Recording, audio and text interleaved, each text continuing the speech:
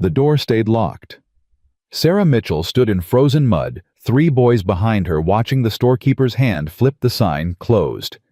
Her youngest son's boot was tied with kitchen string. Her eldest hadn't eaten in 2 days. Across the square, the preacher raised his Bible like a weapon. "A woman without a man is a curse upon this town." The crowd murmured agreement. Sarah's knees nearly buckled.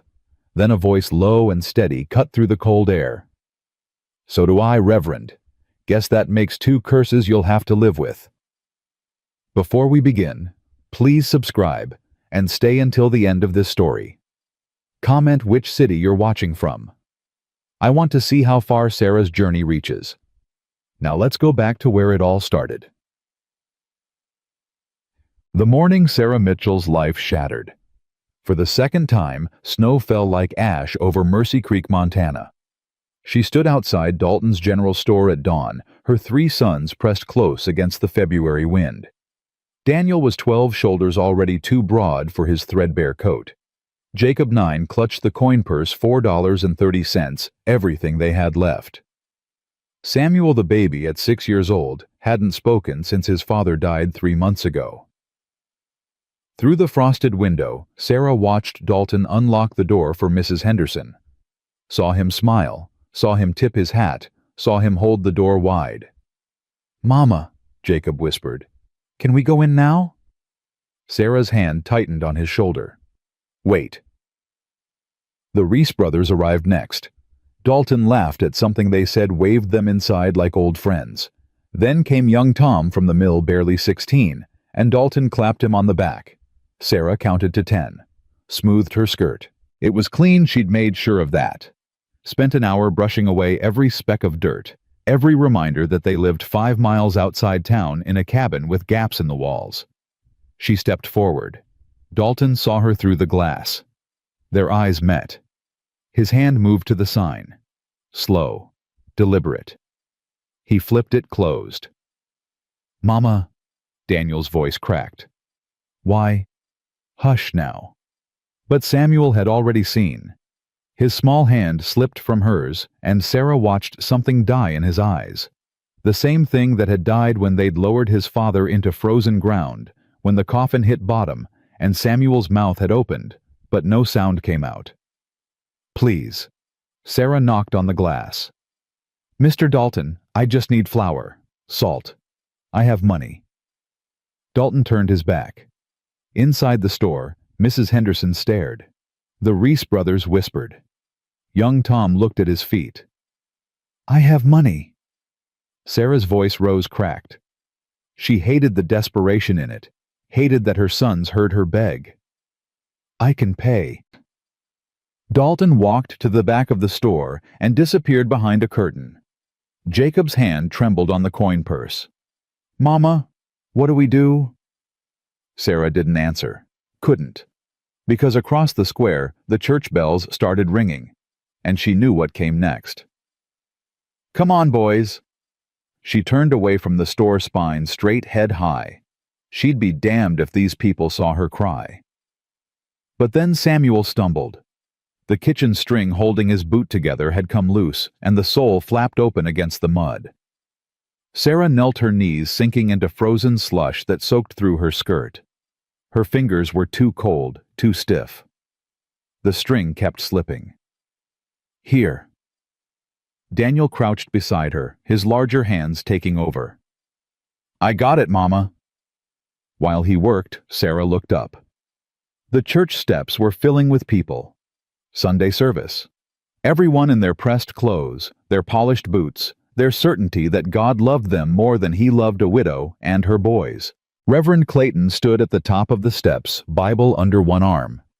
He raised his free hand like Moses parting the Red Sea. "Good people of Mercy Creek." His voice carried across the square, deep and righteous.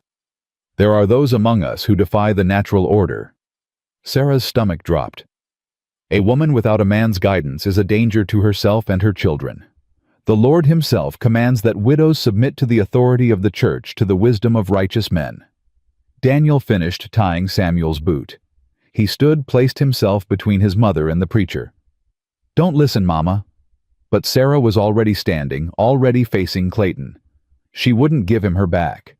Wouldn't let him think she was afraid.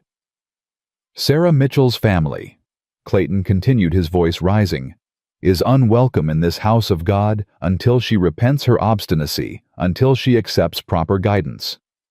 A woman alone is a vessel for sin, a threat to the moral fabric of our community. Faces turned. 60 people, maybe more. Some looked away, shame flickering in their eyes. Others stared with cold righteousness. Mrs. Patterson, who used to bring soup when Thomas was sick. The Wheeler family, whose barn Sarah's husband had helped raise. Even young Mary from the schoolhouse, who'd once called Sarah the kindest woman in town. All of them. Watching. Silent. Sarah's hands curled into fists. "Mama." Jacob's voice was small. "Can we go home now?" "Yes, baby. We can go home." She took Samuel's hand, still silent, always silent now, and turned toward the wilderness road. 5 miles. They could walk it in 2 hours if the snow didn't get worse. Behind her, Clayton's voice rang out. "Pride goeth before destruction, and a haughty spirit before a fall." Sarah kept walking, but then, "Excuse me, Reverend." A man's voice. Not loud, but it cut through Clayton's sermon like a knife through silk. Sarah stopped. The crowd shifted, murmured. She turned her head just enough to see. A man stood near the back of the crowd, tall and broad-shouldered, in a worn coat that had seen better years. His hat was pulled low, but Sarah could see his jaw tight with anger. Beside him, a little girl, maybe 8 years old, her hand clutched in his. "Mr. Cole." Clayton's voice dripped with false warmth. "How good of you to join us. I trust you've been reflecting on your own need for community guidance."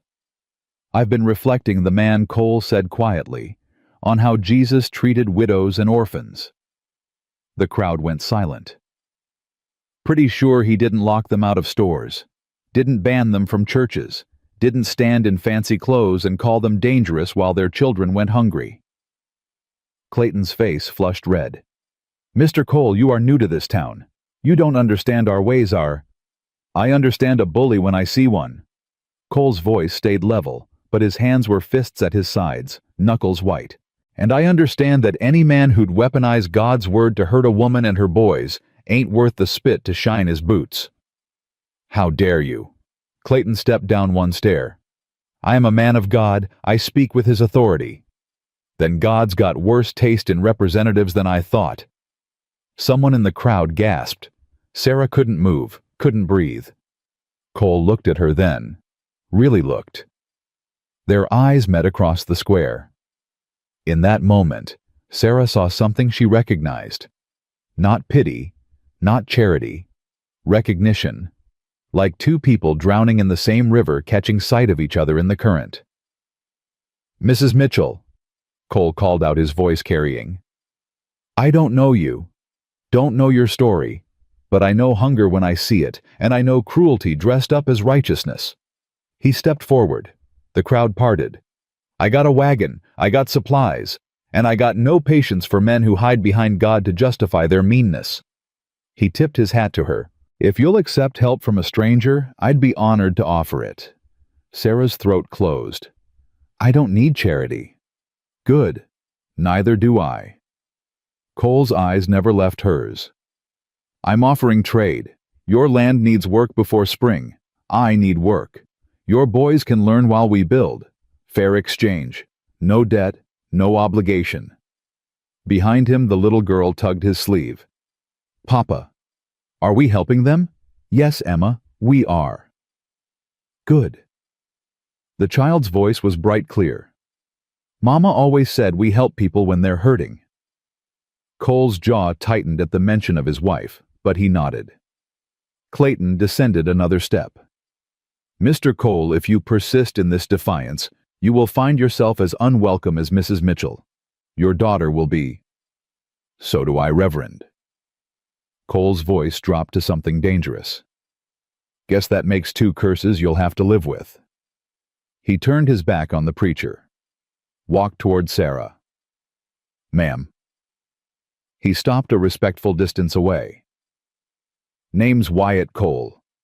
Widower. New to Mercy Creek, though I'm guessing that's changing fast." Sarah studied him. His hands were calloused honest. His eyes were gray like storm clouds, and they held no calculation, no hidden price. "Sarah Mitchell," she managed. "Also widowed. Also unwelcome." "Then I reckon we understand each other." He extended his hand. After a moment, Sarah shook it. His grip was firm, warm.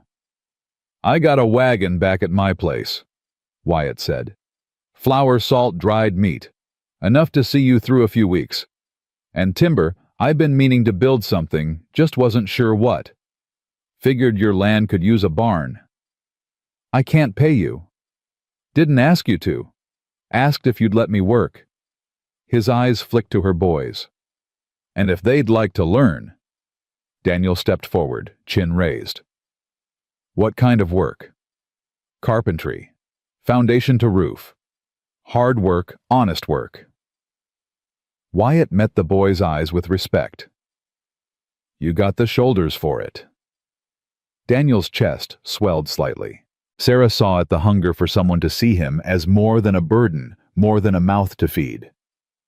"Mama," Jacob whispered, "can we say yes?" Sarah looked at Samuel. He was staring at Emma, the little girl who'd emerged from behind Wyatt's legs. Emma waved, shy but friendly. Samuel's hand lifted. Just slightly. A wave back. The first voluntary gesture he'd made in 3 months. "Yes," Sarah breathed. "Yes, we can say yes." Behind them, Clayton's voice rose in fury. "You will all be held accountable for this defiance. The judgment of God will—" But Wyatt had already turned away, walking back toward the crowd. They parted for him, uneasy now. He climbed into a wagon Sarah hadn't noticed before, parked beyond the church. Emma scrambled up beside him. "Follow me, Mrs. Mitchell," he called. "Your place is 5 miles south on Wilderness Road, right. How did you—" "Asked around when I first got to town. Wanted to know who my neighbors were." He snapped the reins. "Seems I picked the right neighbor." Sarah watched him go, her heart hammering. "Mama?" Daniel's hand found her shoulder. "Is this real?" "I think so, baby." "Are we going to trust him?" Sarah looked at her eldest son, 12 years old, trying so hard to be the man of the house, trying so hard to be his father. "Your daddy used to say you measure a man by what he does when the storm comes, not what he says when the sun's shining." She squeezed Daniel's shoulder. "Mr. Cole just walked into a storm for strangers. So yes, I think we trust him." They started walking. Behind them, the crowd on the church steps was already dispersing, whispering, casting looks over their shoulders. Sarah didn't care. For the first time in 3 months, she felt something other than fear. She felt hope. Hig. 2. The walk home took 90 minutes. Snow fell steadily, turning the road into a white tunnel through bare trees. Samuel held Sarah's hand the whole way. Jacob chattered nervously, asking questions nobody could answer. Daniel walked ahead, rifle slung over his shoulder, scanning the tree line for threats that never came. By the time they reached the homestead, Wyatt's wagon was already there.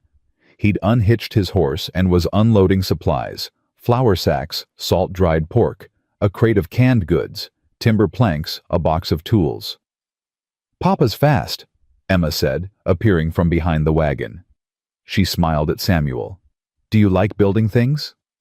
Samuel nodded. "Actual communication." Sarah's chest ached. "Me too." Emma bounced on her toes. "Papa says I'm good at holding nails. Are you good at holding nails?" Samuel held up his small hands, examining them seriously. "I think you are," Emma decided. "Want to help me organize Papa's toolbox?" Samuel looked at Sarah. She nodded. He followed Emma around to the side of the wagon. "Well, I'll be damned," Daniel breathed. "Language," Sarah said automatically, but her eyes were wet. Wyatt approached, pulling off his work gloves. Didn't mean to overstep, ma'am. Just figured we'd lose daylight if we waited. You didn't overstep. Sarah's voice was rough. You gave my boy his voice back. That's worth more than... She couldn't finish. Wyatt's eyes softened. My Emma didn't speak for 2 months after my Mary died. Sometimes children need other children to remind them the world still got good in it. They stood in awkward silence. Then, your place needs work, Wyatt said, looking at the cabin. Gaps in the walls, roofs sagging on the west side, and you'll need a barn before spring planting or your livestock won't survive. I don't have livestock. You will. I know a man selling goats cheap, 2 milkers and a billy, and chickens Moses Red over in town's got pullets he can't winter. Says he'll give them away to anyone willing to take them. Sarah stared. Moses Red barely knows me. He knows enough. Wyatt's jaw tightened. He was at church today, watched the whole thing. Came up to me after and said, "That woman's got spine. Help her if you can." Moses stood up for me. Quiet-like. Not everyone in that town's rotten, Mrs. Mitchell. Just the loud ones. Daniel appeared at Sarah's elbow. Sir Mr. Cole, where do you want me to start? Wyatt turned, studying the boy. You know how to use a level? Yes, sir. My daddy taught me. Good. Then we start with foundation. Can't build anything strong without good foundation. He walked toward the wagon. First, we mark the ground. Barn's going here. He pointed to a flat stretch near the tree line. 30 feet by 20. Big enough for animal storage and a workshop. Workshop? Sarah followed him. Mr. Cole, I can't afford... Not asking you to afford anything. He pulled out a chalk line. I'm asking you to let me work. Let your boys learn. Let me teach them what their daddy would have taught them if he'd had the time. The words hit Sarah like a fist. She turned away, blinking hard. Wyatt's voice softened. I'm sorry, ma'am. That was... true. Sarah faced him again, chin raised. That was true. Thomas would have wanted them to learn. He'd have... Her voice cracked. He'd have liked you.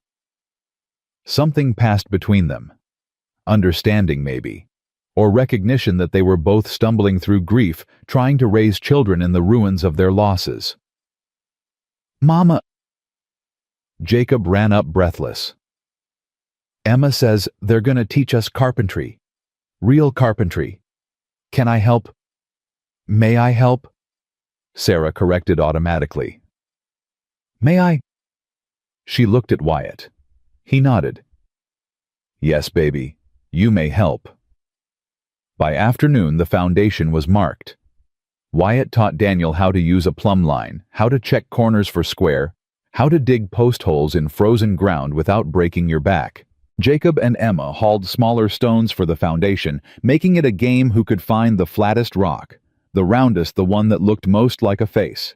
Samuel organized tools, his small hands careful and deliberate. And Sarah stood on the porch watching, just watching. For the first time since Thomas died, she wasn't alone in the work, wasn't carrying everything by herself. Mrs. Mitchell. She turned. Wyatt stood at the base of the porch steps, hat in his hands. Yes. It's near supper time. Emma and I don't want to impose, but... He shifted his weight. We got nowhere pressing to be, and I'd consider it an honor if you'd let us share your table tonight. Sarah's first instinct was to refuse. To say she didn't have enough, couldn't spare it. But then, she looked at Emma laughing as she chased Samuel around the wagon. Looked at Daniel standing taller than he had in months, holding a level like it meant something. Looked at Jacob grinning as he showed Emma his collection of face rocks. 6 o'clock, she said. If you're staying, you eat with us. Wyatt's smile was slight but real. Much obliged, ma'am. Sarah, she corrected. If we're partners, you call me Sarah. Then you call me Wyatt. Fair exchange. Inside, Sarah stood at her stove, staring at the meager supplies. 1 rabbit already stretched into stew. Half a bag of beans. Cornmeal enough for bread if she was careful. Not enough for 6. Then she heard boots on the porch. Ma'am Sarah? Wyatt's voice. I brought salt pork. Figured it'd stretch the stew, and Emma found wild onions by the tree line. And well, I took the liberty of bringing coffee. Real coffee. Been saving it, but tonight seems worth it. Sarah closed her eyes, took a breath. Come in, Wyatt. He entered, supplies in hand, set them on the table with quiet respect. I'll leave these here. Emma and I can eat outside if... Sit down. Sarah's voice was firmer than she felt. You came into this house as a guest. You'll eat at this table like family. Wyatt's throat worked. Yes, ma'am. The meal was simple. Rabbit stew, now rich with salt pork and onions. Cornbread dense and warm. Coffee bitter and perfect. But the table was full. 6 people, elbows touching passing bowls, sharing smiles. Emma told a story about a raccoon that stole her papa's hat. Samuel laughed, actually laughed, a sound like bells. Jacob peppered Wyatt with questions about building. Daniel ate in silence, but his shoulders were relaxed, his face soft. And Sarah. Sarah sat at the head of her table, surrounded by voices and warmth, and realized she was smiling. Across from her, Wyatt met her eyes. Thank you, she mouthed. He shook his head. Thank you.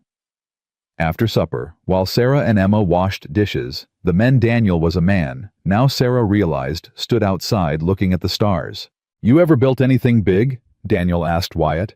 Built a house once, back in Missouri. Took me and my brother all summer. Your brother's still in Missouri. Died in the war. Shiloh. Daniel was quiet. Then, my daddy died at Antietam. I'm sorry, son. Mama says he died so other people could be free. She says that matters. It does matter. Wyatt's voice was rough. Takes courage to fight for something bigger than yourself. You think he'd be proud of how I'm trying to take care of them? Wyatt looked at the boy, too young to carry this weight, too old to set it down.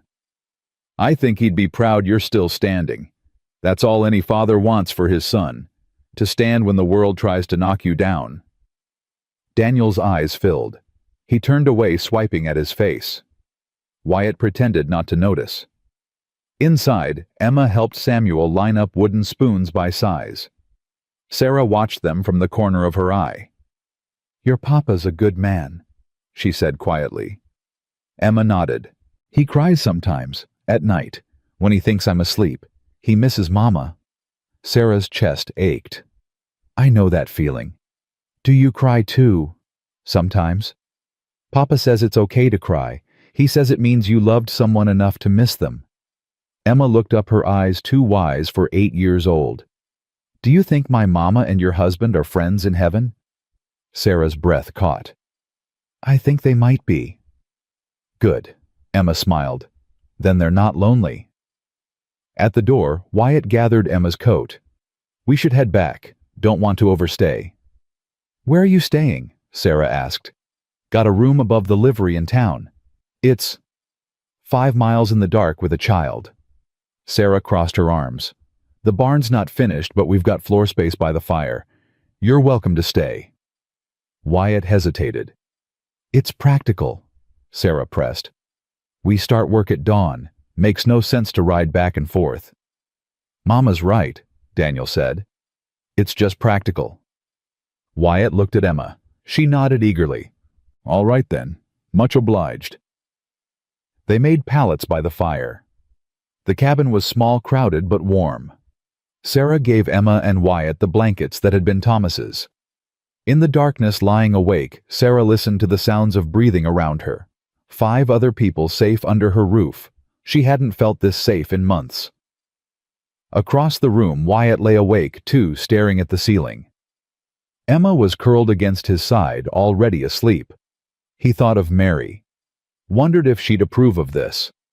Wondered if she'd understand that he wasn't replacing her, just learning to live again. Wyatt. Sarah's whisper carried across the dark. Yeah. Thank you. For today. For all of it. Nothing to thank me for? There is. Her voice wavered. I was drowning. You threw me a rope. So do I, Wyatt said quietly. Guess we're pulling each other out. Outside, wind rattled the shutters. Snow kept falling. But inside, 6 people slept. And for the first time in a long time, none of them were alone. 3 days passed like a dream Sarah was afraid to wake from. Wyatt and Emma stayed. Not in the cabin, Wyatt insisted on propriety set up a tent by the barn site, despite Sarah's protests. But they were there at dawn working until dusk, and somehow the homestead felt less like a place Sarah was clinging to, and more like a home. The barn rose timber by timber. Wyatt taught Daniel how to notch logs so they'd fit together tight, how to read wood grain to know where it had split, how to swing a hammer from the shoulder instead of the wrist. "You're stronger than you know," Wyatt told him on the 3rd morning watching Daniel drive a spike clean through oak. "Your daddy would have been proud." Daniel didn't answer, but his eyes went bright. He worked harder after that, faster, and Sarah watched her boy become something she almost didn't recognize. Not a child anymore, not quite a man, something in between reaching. Jacob and Emma were inseparable. They hauled water from the creek, collected kindling, chased the wild chickens that Moses Red had delivered the 2nd day, 6 hens, and a rooster that pecked at anything that moved. "Meanest damn bird I ever met," Moses had said, handing over the crate. "But his hens lay good. And you need eggs more than I need the aggravation. Moses, I can't pay." "Didn't ask you to." Moses had tipped his hat and ridden away before Sarah could argue. Samuel followed Emma everywhere, his shadow. She taught him hand-game songs her mama used to sing, how to braid grass into bracelets. And Samuel spoke. Not much, just a word here and there, but enough that Sarah cried when she heard him ask Emma, "Can I help?" while they sorted nails by size. "He's coming back to us," Daniel said that night, watching Samuel sleep. "Ain't he, Mama?" "Yes, baby, he's coming back." But it was the evening Sarah treasured most. When the work was done and they gathered around the table, 6 bodies crowded onto 4 chairs and 2 crates. Wyatt told stories about Missouri, about his brother, who could spit 20 feet, about the time he accidentally shoot a mule backward and it walked in circles for a week. Emma told stories about her mama, about the garden she kept, about the lullabies she sang. And slowly, carefully, Sarah told stories about Thomas. About the time he'd tried to cook and burned water. Actually burned water, she didn't know how it was possible. About the way he'd danced with her in the kitchen, no music, just humming. About the last thing he'd said before he left for war. "Keep our boys safe, that's all that matters." "You did that," Wyatt said quietly. "You kept them safe." "Barely. Barely's enough." On the 4th morning, Warren Kent came. Sarah saw him first, a rider on a black horse, expensive saddle clothes too fine for ranch work. Behind him, 2 men on work horses and a wagon loaded with supplies. Her stomach dropped. "Daniel!" Her voice was sharp. "Get the rifle." "Already got it." He appeared at her elbow, Winchester in hand. Wyatt emerged from the barn, carpenter's belt, still strapped on hammer hanging at his hip. He saw Kent and his jaw went tight. "You know him?" Sarah asked. "Know of him. Warren Kent. Owns half the valley. Heard he's been buying up land from folks who can't make payments." "My land's not for sale." "Might want to tell him that." Kent rode up slow, taking his time, letting them see the supplies in his wagon. Flour, salt, bacon, blankets, even a crate of canned peaches, more food than Sarah had seen in months. He dismounted, pulled off his gloves with deliberate care. "Mrs. Mitchell." His voice was smooth as new leather. "I heard about your difficulties in town. Thought I'd offer assistance." Sarah stepped forward, rifle across her chest. Not aimed. Not yet. "I don't need assistance, Mr. Kent." "Everyone needs assistance, ma'am, especially a woman alone with 3 boys. His eyes flicked to Wyatt. "Though I see you found help elsewhere." "I found a business partner," Sarah said evenly. "Mr. Cole's helping me build." "Ah." Kent's smile showed too many teeth. "Temporary arrangement, I assume." Wyatt's hand dropped to his hammer. "Permanent as Mrs. Mitchell wants it to be." Kent's eyes narrowed. "Mr. Cole, I've heard about you too. Widower. New to these parts. Looking to settle down, I'd imagine. I'm settled enough. Are you? Kent turned back to Sarah. Mrs. Mitchell, I'm a reasonable man, a businessman. I understand you're in a difficult position. Taxes due, no income, winter coming. I can solve those problems. He pulled a paper from his coat, unfolded it with a snap. This is a contract, simple terms. Sign it and all your debts disappear. Your boys eat through spring. You get protection resources security. Sarah's hands tightened on the rifle. And what do you get? A wife. The word hung in the air like a threat. Daniel's breath caught. Jacob, standing behind Sarah, made a small sound. A marriage contract, Kent continued. You become Mrs. Kent. Your boys get a father. Your land becomes mine, ours, I should say. And you never have to worry about locked doors or cruel preachers again. Sarah's throat closed. You're offering to buy me. I'm offering to save you. Kent's voice hardened. Look around, Mrs. Mitchell. You think you can survive out here alone? You think Reverend Clayton's going to forget about you, that the town's suddenly going to open its arms? I'm not alone. No. Kent glanced at Wyatt. You've got a drifter and a barn that's not finished. What happens when he leaves? When winter gets hard? When your boys are starving and I'm the only one offering food? I'd rather chop my furniture for firewood, Sarah said, her voice quiet and sharp as a blade, than sign my life to a man who'd weaponize hunger against children. Kent's smile vanished. 3 days, Sarah. You've got 3 days to reconsider. After that, I file for foreclosure on your land taxes. $200 due in April. You don't have it. You won't get it. He remounted his horse. And when I file, you'll be begging me to reconsider. He nodded to his men. They unloaded the supplies anyway, stacking them in the snow, not charity, but bait. Then Kent rode away, his wagon creaking behind him. Sarah stood shaking, not from cold, from rage. Mama! Daniel's hand found her shoulder. We'll manage. We always do. Will we? Sarah's voice cracked. He's right. I don't have $200.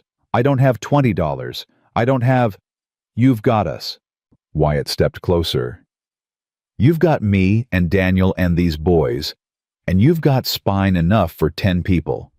That counts for something. It doesn't count for $200. Then we find $200. How? Sarah spun on him. How do we find that kind of money? I can't sell anything. I don't own anything worth selling. I can't work in town. No one will hire me. I can't... Her voice broke. I can't lose this land. It's all they have left of their father. Wyatt's hands clenched. You won't lose it. You can't promise that. Watch me. That night, Sarah couldn't sleep. She stood on the porch staring at Kent's supplies, still sitting in the snow. Temptation in burlap sacks. The door creaked. Wyatt stepped out, coat over his shoulders. Couldn't sleep either. Too angry. Good anger or bad anger? Sarah laughed harsh. Is there a difference? Yeah, good anger makes you fight. Bad anger makes you quit. He leaned against the porch rail. Which one you got? I don't know anymore. They stood in silence. Then, my Mary died because a doctor wouldn't come. Wyatt's voice was low, rough. We were poor, see, couldn't pay up front, and the doctor, he said he'd come after he finished with his paying patients. By the time he arrived, she'd bled out. Emma survived, but Mary... His throat worked. I stood there holding my wife's body, and that doctor said, should have paid up front, like she was livestock, like her life was worth less because my pockets were empty. Sarah's eyes burned. I know what it's like, Wyatt continued, to have someone with money tell you they can save you, but only if you sell yourself to them, to feel like you're drowning, and the only rope is tied to an anchor. What did you do? I buried her, alone, under a cottonwood tree because her family wouldn't let me use their cemetery, said I wasn't good enough. He turned to face Sarah. Then I picked up my daughter and I left. Came here. Started over. And now you're in the middle of my mess. I chose your mess. That's different. Why? Sarah's voice broke. Why would you choose this? You could walk away. Take Emma somewhere easier. Somewhere safe. Because I'm tired of walking away. Wyatt's eyes held hers. I'm tired of men like Kent thinking they can own people just because they got more money. I'm tired of preachers like Clayton using God as a weapon. And I'm tired— His voice softened. I'm tired of being alone. Sarah's breath caught. I know it's too soon, Wyatt said quickly. I know you're scared. Hell, I'm scared too. But I also know that some things are worth being scared for. Wyatt. You don't have to say anything. I needed you to know. I'm not helping you because I pity you. I'm helping you because I see you. And because I think— He swallowed hard. I think maybe you see me too. The space between them felt charged, dangerous. Sarah stepped closer. I do see you. Yeah. Yeah. The kiss was not passionate. It was tender, hesitant tasting of desperation and hope, all tangled together. Wyatt's hand came up to cup her face, gentle as prayer. Sarah's fingers gripped his coat like an anchor. When they pulled apart, both were breathing hard. That was— Wyatt started. Terrifying, Sarah finished. Yeah. Good terrifying or bad terrifying? A smile tugged at his mouth. Good terrifying. Inside the cabin, Daniel lay awake on his pallet, staring at the ceiling. He'd heard the door open, heard voices. Through the window, he'd seen the kiss. His first instinct was anger. How dare she? How dare she move on, let another man? But then he remembered his father's last letter. The one that arrived 3 weeks after the telegram saying Thomas Mitchell had died at Antietam. Take care of your mama, the letter had said in his father's careful handwriting. She's stronger than she knows, but even strong people need someone to lean on. Don't let her be alone, Daniel. Promise me. Daniel closed his eyes. I promise, Pa. The next morning, Daniel found Wyatt sharpening tools behind the barn. Mr. Cole. Wyatt looked up. Daniel. I saw you, last night, with Mama. Wyatt set down the whetstone. I figured. You care about her. Yes. You gonna hurt her? Not if I can help it. Daniel studied him. My pa used to say that love isn't a feeling, it's a choice. You choose it every morning when you wake up, every night when you go to sleep. You choose it when it's hard, when it hurts, when it'd be easier to quit. Your pa was a smart man. He was. Daniel's voice cracked. And I miss him. Every damn day I miss him. That's not gonna stop. Missing him. I know. Daniel swallowed hard. But maybe it hurts less if there's someone else around. Someone who makes her smile again. Wyatt's throat worked. I'm not trying to replace him. Good, because you couldn't. Daniel met his eyes. But maybe you could be something else, something new. What would that be? I don't know yet. Daniel picked up a hammer, tested its weight. But I guess we'll figure it out. By midday, the barn's frame was up. 4 walls, gaps for windows, and a door, but standing. Real. Something they'd built with their hands. Emma and Samuel stood inside, their voices echoing. It's like a castle, Emma said. Castle, Samuel echoed, and Sarah nearly wept at the sound. Jacob ran in circles around the perimeter. Can we sleep in here tonight? Please. It'd be like camping. It's got no roof, Daniel pointed out. We could hang canvas like a tent. Sarah looked at Wyatt. He shrugged, grinning. Why not? That night they strung canvas across the rafters, built a fire in a circle of stones, and made beds on the dirt floor. It was cold, drafty, ridiculous. It was perfect. They roasted the bacon from Kent's supplies, might as well use them, Sarah figured, and made cornbread in a Dutch oven. Emma taught Samuel a clapping game. Jacob told ghost stories that made everyone laugh. Daniel played harmonica slow and mournful, a tune his father used to hum. And Sarah sat beside Wyatt, their shoulders touching, watching their children be children. "This is what it should be," she said quietly. "What ma life, family, this." Wyatt's hand found hers in the darkness. "Then let's keep it. How Kent's not going away? The taxes. We'll figure it out." His grip tightened. Together. Later, after the children slept, Sarah and Wyatt stood outside the barn, staring up at stars so bright they looked close enough to touch. "You ever think about what happens after?" Sarah asked. "After what?" "After we finish the barn. After you've paid your debt or obligation or whatever this is." She turned to face him. "What happens when there's no more work to do?" Wyatt was quiet for a long moment. "I guess I stay anyway, if you'll have me." "As what?" "Whatever you need. Partner, friend, more if—" He stopped uncertain. Sarah stepped closer. "I need you to be honest with me. About what this is. About what you want. I want to wake up and not feel like I'm drowning. I want Emma to have a family again. I want—" His voice dropped. "I want you. Not your land, not your labor. You." "I'm broken, Wyatt. I'm angry and scared, and I don't know if I can—" "So am I. Broken, I mean. Maybe we can be broken together. Maybe that's enough." Sarah kissed him then harder than before, her hands fisted in his coat. Wyatt made a sound low in his throat, pulled her closer, and for a moment the world narrowed to just this warmth and want and the terrifying possibility of hope. When they broke apart, both were shaking. "We should go slow," Sarah breathed. "Yeah. Be careful, for the children." "Yeah." Neither of them moved. Then Emma's voice called from inside the barn. "Papa Samuel's having a bad dream." The moment shattered. Wyatt stepped back, nodded, and headed inside. Sarah stood alone in the cold, her heart hammering. She'd kissed a man who wasn't Thomas. Wanted a man who wasn't Thomas. And God help her, it felt right. The next day, Moses Red returned. This time he brought company.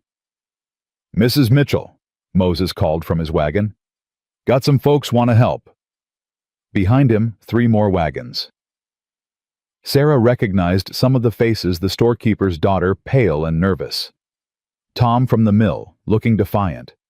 A rancher named Hewitt, who'd always nodded politely when Sarah came to town. "What's this?" Sarah asked. Moses climbed down slow, his old bones protesting. "Turns out not everyone in Mercy Creek's got rocks for hearts. Word got around about what you and Cole are building. Figured you could use extra hands." Tom stepped forward, hat in hands. "I'm sorry, ma'am, for not speaking up before, for letting them treat you like—" He swallowed. "I want to make it right." The storekeeper's daughter, Abigail Sarah, remembered, approached with a basket. "Brought bread and jam, and I'm good with a hammer if you need help."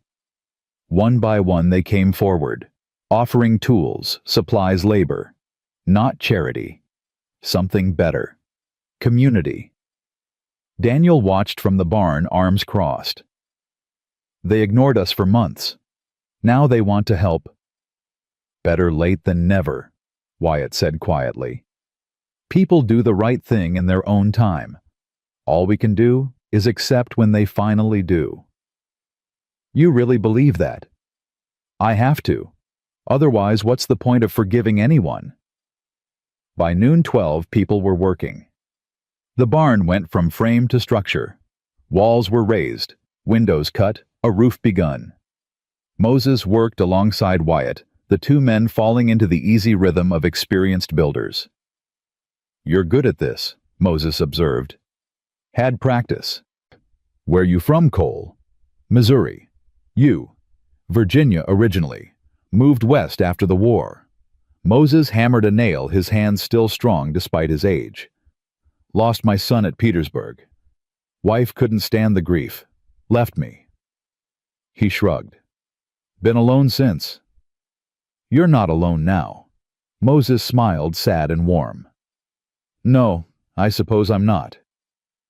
By late afternoon, the barn had a roof. Not finished, but functional.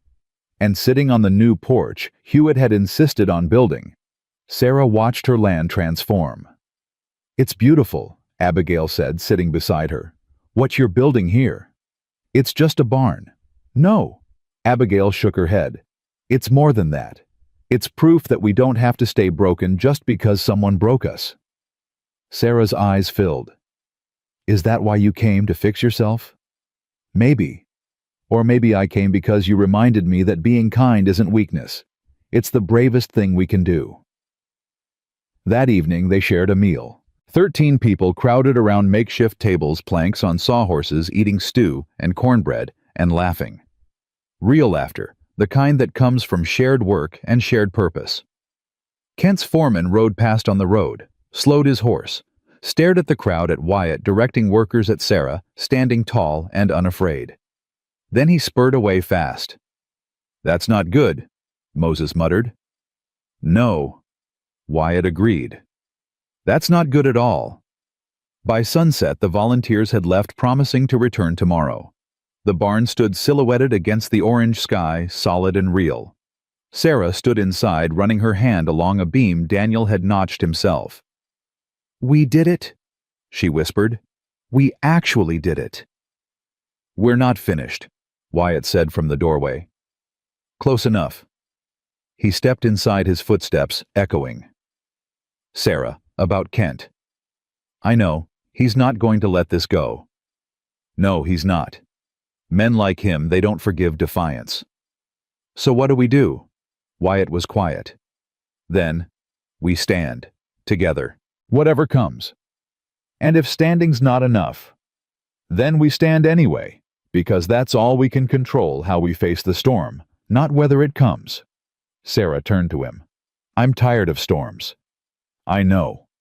He closed the distance between them. But you're still standing. That's what matters. Am I standing? You tell me. Sarah looked around the barn at the walls they'd raised at the roof that would keep animals safe, at the proof that broken things could be rebuilt. Yeah, she breathed. Yeah, I'm still standing. Wyatt pulled her close, his arms solid and warm. Sarah let herself lean just for a moment. Let herself be held. Outside, the first stars appeared. And somewhere in town, Warren Kent sat in his study, staring at a map of the valley. His finger traced the property lines of Sarah Mitchell's land. 3 days, he muttered. Then we'll see how long she stands. The next morning came with a rider Sarah didn't recognize. Young, maybe 20, with a badge pinned crooked on his vest. He dismounted, careful, like he was approaching a wild animal. Mrs. Mitchell. Sarah wiped flour from her hands. Inside the cabin, Wyatt stood, positioning himself between the door and where Emma and Samuel were playing. Daniel grabbed the rifle without being asked. I'm Mrs. Mitchell. Name's Deputy Harris, ma'am. Sheriff Hoskins sent me. The kid's voice cracked. Got a message from Mr. Kent. He's filed preliminary foreclosure papers. Says if you don't make payment on your land taxes by end of month, the property goes to auction. Sarah's stomach dropped. End of month? That's 3 weeks. Yes, ma'am. I'm sorry. How much? $200 plus fees. Comes to $237 total. The number hit like a fist. Sarah's knees went weak. That's not legal, Wyatt said from the doorway. Taxes aren't due until April. Mr. Kent's calling in debts early. Says he's got the right under territorial law if the landowner's shown inability to pay. Harris looked miserable. I'm just delivering the message, sir. You're delivering a threat. Daniel stepped onto the porch, rifle loose in his hands. Not aimed, but present. Tell Kent we got 3 weeks. We'll have his money. Daniel. Sarah's voice was sharp. We will, Mama. We'll find it. Harris backed toward his horse.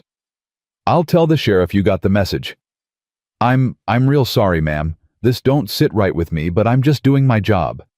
We know, Sarah said quietly. Thank you for the courtesy of delivering it in person." After Harris rode away, Sarah sank onto the porch steps. $237. She'd never seen that much money in one place in her entire life. "We'll find it," Daniel repeated, but his voice shook. "How?" Sarah looked at her hands. "We've got nothing to sell. No crops until summer. No, we've got the preserves." Wyatt crouched beside her. "The ones you make. Moses said folks in town used to fight over them. I made 12 jars last fall. Even if I sold them for $1 each, which nobody would pay, that's $12. Then we make more. We've got 3 weeks. That's time enough to make 50 jars if we work fast. With what fruit, there's nothing growing in February. There's wild berries in the canyon, frozen but usable. And Moses mentioned a woman in Silver Creek who hoards dried apples. We could buy them cheap, make apple butter." Wyatt's hand found hers. "It's not impossible. It's close to impossible. Close ain't the same as is." That afternoon, Moses arrived with 2 bushels of dried apples and a plan. "Woman in Silver Creek sold them to me for $3, said she's got more if you need them." He set the bushels on the porch. "And I talked to folks. They'll buy your preserves. Good price too, $1.50 a jar if they're as good as I remember." $1.50? Sarah stared. "Moses, that's robbery. Nobody pays that much." "They will for yours. Trust me." Moses pulled out a ledger. "I already got orders. Abigail wants 6 jars. Tom wants 4. The Hewitts want 10 for their ranch hands. And there's more interest if word spreads." Sarah did the math in her head. 50 jars at $1.50 was $75. Not enough. Not even close. "What about the barn?" Daniel asked suddenly. "We could finish it proper, sell our labor to other folks who need building done." "In 3 weeks." Wyatt shook his head. "We'd need to work miracles." "Then we work miracles." Daniel's jaw was set stubborn. "I ain't letting Kent take this land. I ain't letting Mama lose the last thing Pa gave us." Moses looked at the boy with something like pride. "You got your father's fire, son. All right. Here's what we do. Sarah makes preserves. Daniel and I work on finishing this barn. Then we hire out for quick jobs, fence repairs, roof patches, anything that pays. Wyatt takes Jacob and Samuel into town, sells firewood. Emma helps Sarah. We pool everything. 3 weeks, all in." "Moses, you don't have to." Sarah. Moses's voice was gentle but firm. "I'm old. I'm alone. And I'm tired of watching good people get crushed by bad ones. Let me help. Let me be useful one more time." Sarah's eyes burned. "Thank you." "Don't thank me yet. We got work to do." The next days blurred into exhaustion. Sarah rose before dawn, peeling apples until her hands cramped, stirring pots until her back screamed. Emma worked beside her small hands, careful as she filled jars, her tongue poking out in concentration. "Mama used to make jam," Emma said one morning. "Strawberry. She'd let me taste it before it was done. Said I was her official tester." "What did you think?" Sarah asked, stirring a pot of apple butter that smelled like cinnamon and hope. "I thought it was magic, that she could take something sour and make it sweet." Emma looked up, her eyes too old for 8 years. "Do you think that's what you're doing? Making sour things sweet?" Sarah's throat closed. "I'm trying. You're doing good, really good." In town, Wyatt and the boys split wood until their shoulders burned. Jacob, small and wiry, hauled the split logs into neat piles. Samuel, quiet Samuel, who barely spoke, stacked them with careful precision, making sure every piece fit perfectly. "You got an eye for this little man," Wyatt told him. Samuel looked up, smiled. "Helping." "Yeah, buddy, you're helping." They sold firewood for 50 cents a cord. In 3 days, they made $8. It wasn't much, but it was something. Daniel and Moses worked dawn to dusk. They finished the barn, Real doors, glass windows salvaged from an abandoned homestead, a loft for hay storage. Then they hired out. Hewitt needs his stable roof patched, Moses said. Pays $5. Crawford's got fence down on his north pasture, Daniel added. Says he'll pay $8 if we can fix it in a day. They took every job, no matter how small, how hard, how far. Daniel's hands blistered, bled calloused over. He lost weight, his face hollowing out, but his eyes stayed fierce. I ain't quitting Mama, he said one night when Sarah tried to make him rest. Pa didn't quit at Antietam. I ain't quitting here. By the end of the first week, they'd made $32. Sarah had filled 30 jars of preserves. They needed $237. They had 32. We're not going to make it, Sarah said quietly. She sat on the porch staring at the jar in her hands. Inside, apple butter gleamed amber. Wyatt sat beside her. Not with that attitude. With any attitude, the math doesn't work. Then we change the math. How? He was quiet. Then, I've got money, saved, from before Mary died. It's not much, about $40, but it's yours if you need it. No. Sarah shook her head. Wyatt, that's your safety. You can't. I can. And I will. His hand covered hers on the jar. You stood by me when this town spit in my face.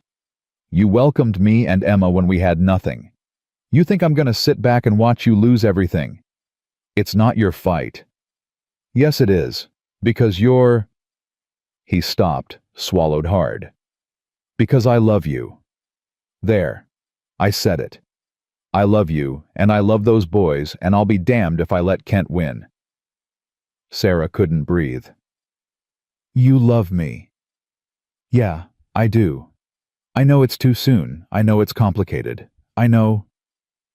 Sarah kissed him.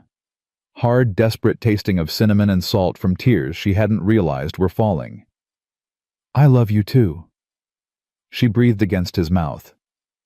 God help me. I love you too. Inside the cabin, Daniel heard through the window. His hand tightened on the wood he'd been whittling. He waited for the anger, for the betrayal. It didn't come. Instead, he felt something like relief. His mama wasn't alone anymore. Whatever happened, she wasn't alone. The second week disaster struck. Sarah was carrying a pot of finished preserves to the cooling table when her foot caught on a loose board. She fell hard, the pot flying. Hot apple butter splattered across the floor, the wall, her hands. She screamed. Emma ran for Wyatt. He came sprinting, found Sarah on the floor, her palms already blistering. Don't move. Don't touch anything. He grabbed a bucket of cold water, plunged her hands in.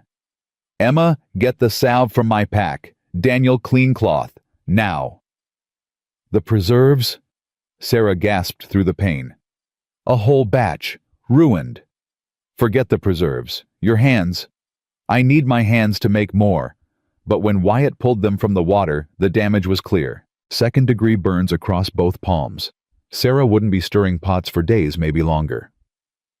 No, Sarah's voice broke. No, we can't stop.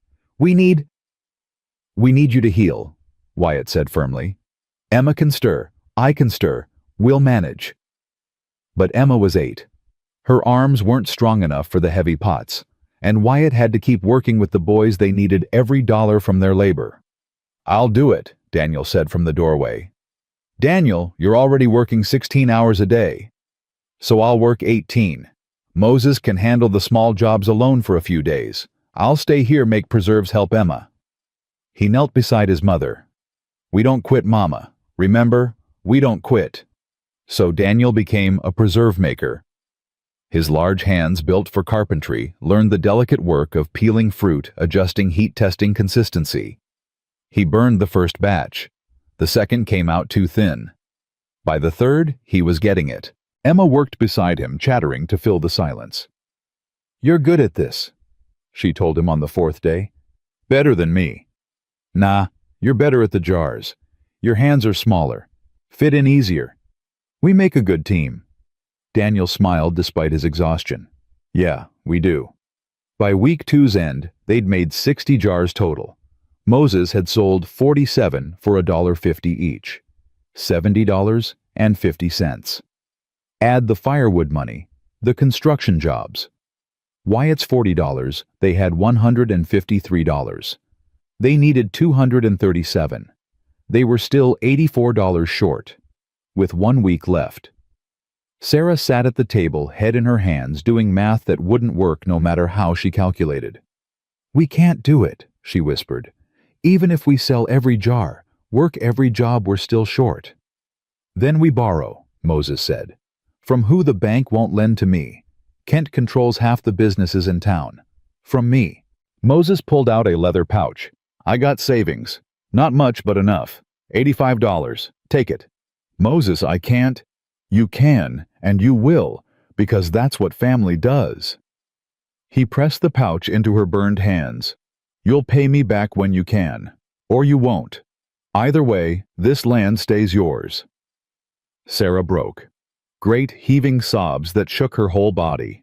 Wyatt pulled her close, held her while she cried.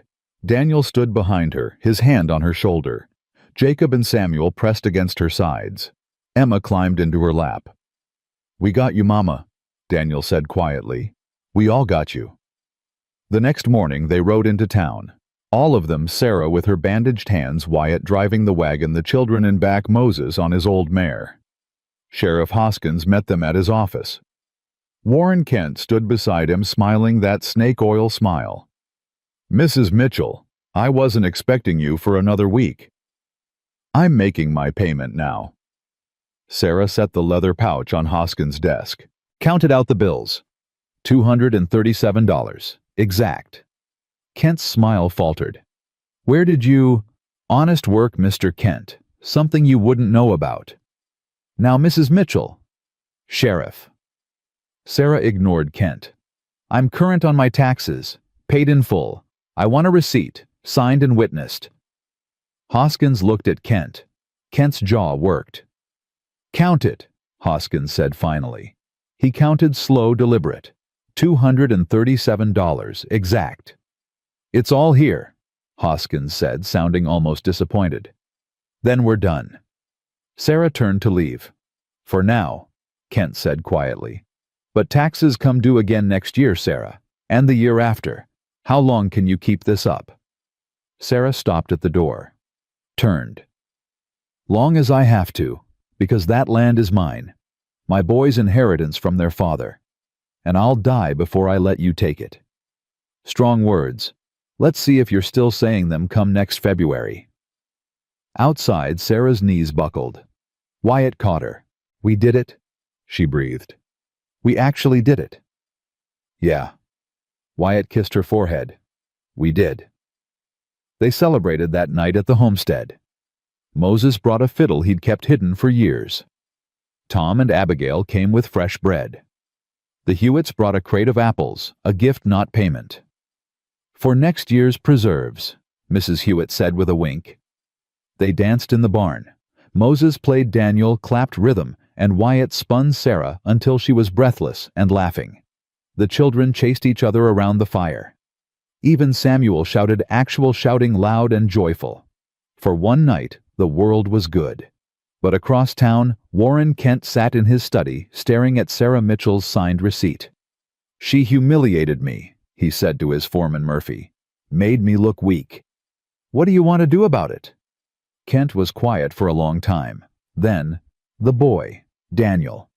He goes into town alone sometimes, doesn't he? Couple times a week. Picks up supplies. Next time he does—" Kent's eyes went cold. "Teach him a lesson. Not permanent. Just enough to remind his mother what happens when people forget their place." Murphy shifted uncomfortably. "Sir, he's just a kid." "He's old enough to work like a man. Old enough to learn like one." Kent poured whiskey, drained it. "Do it quietly. No witnesses. And Murphy." "Yeah. Make sure he knows it was me." 3 days later, Daniel rode into town alone. He needed nail salt and ammunition. Moses had offered to come, but Daniel waved him off. I can handle a supply run, Moses. I ain't helpless. Never said you were. Just be careful. It's Mercy Creek, not the frontier. What's going to happen? He should have listened. The alley beside the livery was narrow-shadowed. Daniel didn't see them until too late. Murphy stepped out first. 2 ranch hands followed big men, hard men, the kind who got paid to hurt people. Well, look here, Murphy said. The widow's boy. All alone. Daniel's hand went to the coin purse at his belt. $12, enough for supplies and a little extra. Don't want trouble, Mr. Murphy. That's smart. Your mama raised you smart. Murphy smiled. But smart boys know when to pay insurance. Call it a tax for doing business in our town. I already paid taxes. Not those taxes, different kind. Murphy nodded to the other men. Hand over the purse. No. No. Murphy's smile vanished. Boy, you don't tell me no. I just did. They grabbed him fast.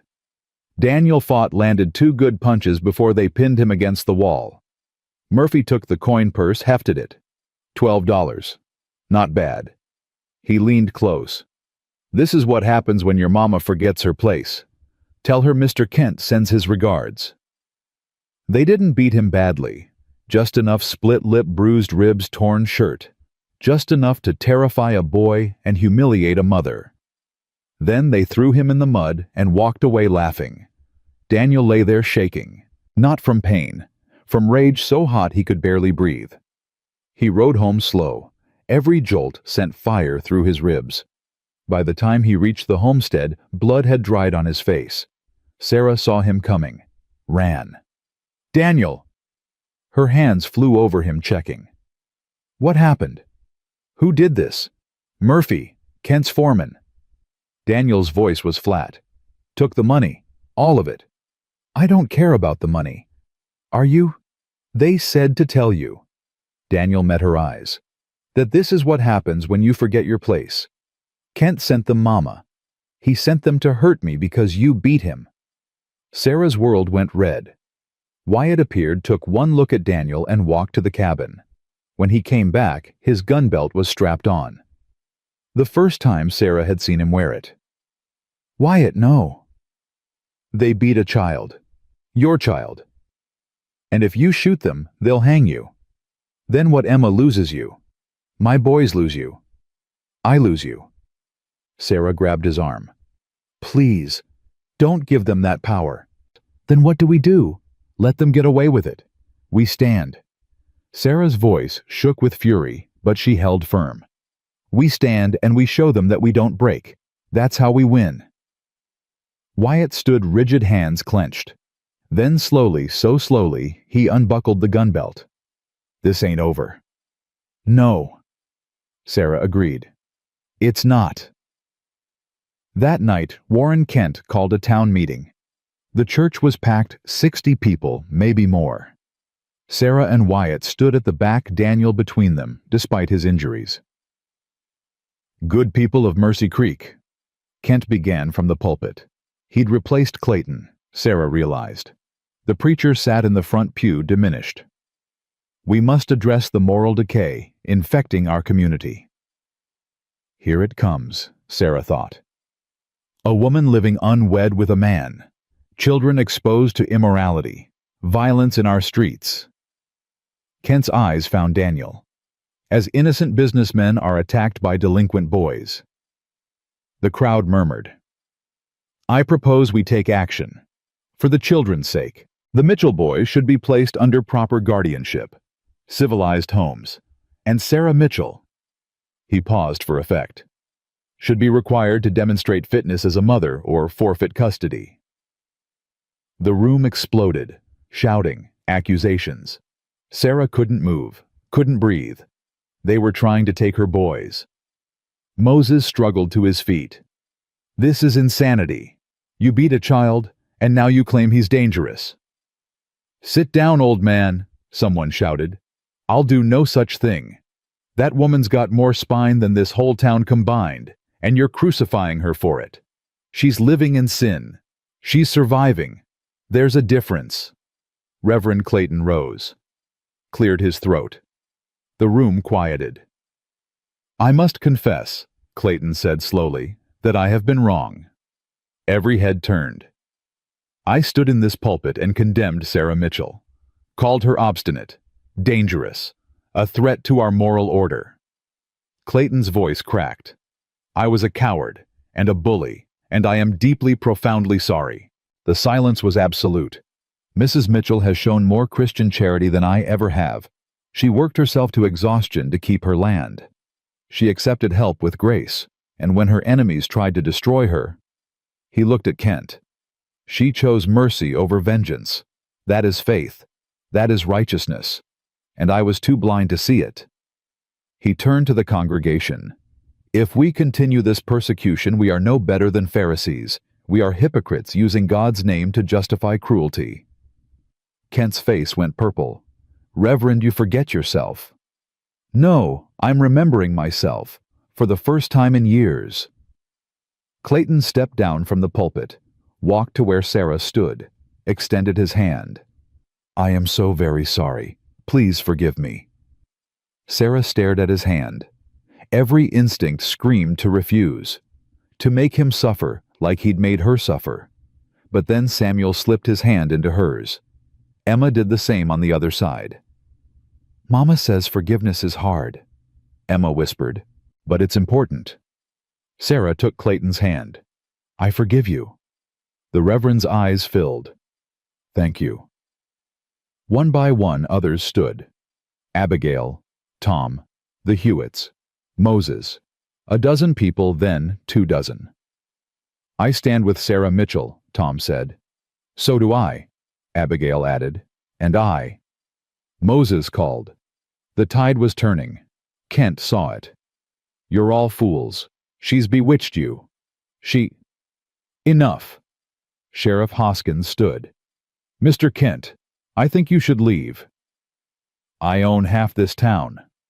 And you don't own the other half. Get out." Kent stalked out, his face a mask of fury. Murphy followed. After they left, the congregation erupted in conversation. Some angry, some relieved. But the majority stood with Sarah. Outside, Sarah leaned against the church wall, shaking. "We won," Wyatt said. "Did we Kents not going to stop?" "Maybe not, but now we know who's with us. That counts for something." Sarah looked at the people filing out, some avoiding her eyes, others nodding respect. She'd won a battle. Maybe not the war, but for tonight it was enough. At home, they gathered around the fire. Sarah's hands still ached. Daniel's ribs still hurt. They were exhausted, broke, and scared, but they were together. "I'm proud of you," Sarah told Daniel. "The way you didn't fight back. That took strength." "Didn't feel strong. Felt like a coward." "Cowards run. You stood. There's nothing weak about that." Later, after the children slept, Sarah and Wyatt sat on the porch. "What happens now?" she asked. "We keep building, keep fighting, keep standing. For how long? Long as it takes." Sarah leaned against him, exhausted beyond measure. "I'm tired, Wyatt." "I know. But I can't stop." "I know that too."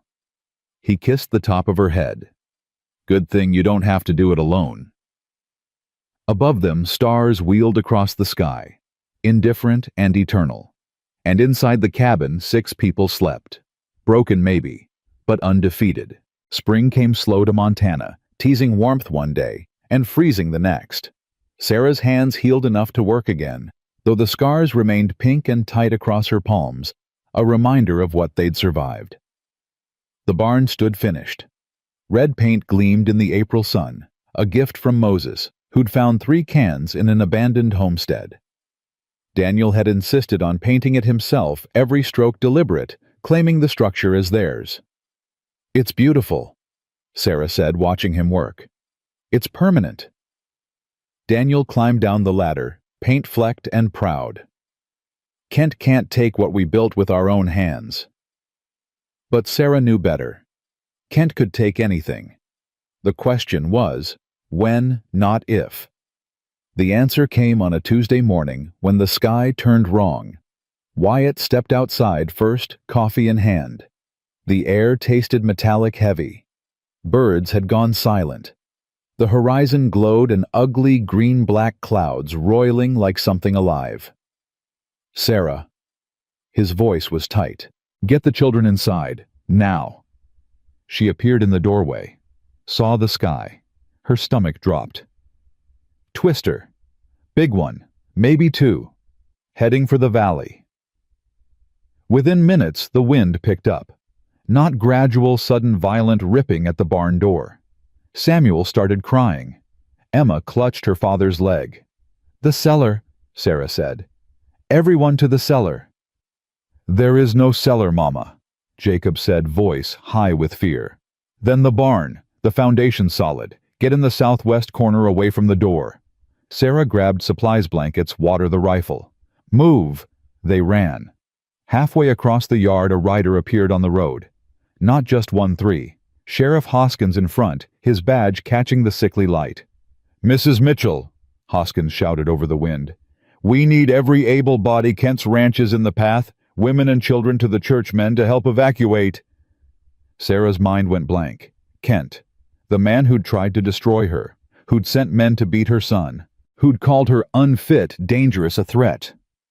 "Please." Hoskins' horse danced nervous. "I know there's bad blood, but people will die. His ranch hands his livestock. There's 20 people on that property." Wyatt was already moving toward his horse. Sarah grabbed his arm.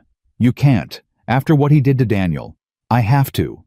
Why let him face his own storm?" Wyatt turned his face grave. "Because if I don't, I become him. And I'd rather die than be that." Daniel stepped forward. "I'm coming too." "No." Sarah's voice cracked. "No, you're hurt. You can't." "Mama, if Mr. Wyatt goes and something happens, who's going to tell his story? Who's going to say he died doing right?" Daniel's jaw was set. "I'm coming. That's final." Sarah looked at her 12-year-old son standing tall as a man and realized she couldn't stop him. Couldn't protect him from the world anymore. "Go," she whispered. "Both of you go. But you come back. You hear me? You come back." Wyatt kissed her hard, desperate. "I love you. I love you. Now go." They rode out into the growing storm. Sarah watched until they disappeared, then turned to Moses. "Get the children to the church. I'm going to help." Sarah. "I won't sit in a church while people die, not even people who hate me." She grabbed her coat. "Take care of my babies, Moses. Don't let them be scared." "Where are you going?" "Where I'm needed." At Kent's ranch, chaos had already taken hold. The twister, massive a mile wide, bore down from the northwest. They had maybe 20 minutes. Ranch hands ran in every direction. Someone was screaming. Horses shrieked in their stalls, smelling death on the wind. Kent stood on his porch, shouting orders nobody could hear over the roar. Wyatt dismounted, running. "Livestock! Get them to the east pasture. The twister's veering south." "Who the hell are you to give orders?" Murphy appeared, face twisted. "I'm the man who's trying to save your life. Now move." Daniel ran for the stables. Inside, 6 horses thrashed in their stalls, terrified. He grabbed the first lead rope, got kicked for his trouble pain exploding in his already bruised ribs. "Easy, easy," he gasped, fighting to breathe. "I'm trying to help." A beam cracked overhead. Dust rained down. "Daniel," Wyatt appeared. "Get out." "Not without the horses."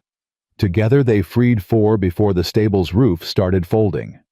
The last 2 horses, a mare and her foal, were trapped in the back stall. "We have to leave them," Wyatt shouted. "No." Daniel dove for the stall door. The roof collapsed. Wyatt lunged, caught Daniel's collar, dragged him backward, as timber crashed where he'd been standing. The mare screamed. "We tried," Wyatt said, holding Daniel back. "We tried, son." Daniel's face crumpled. "I couldn't save them." "You saved 4. That's 4 more than would have lived. Come on."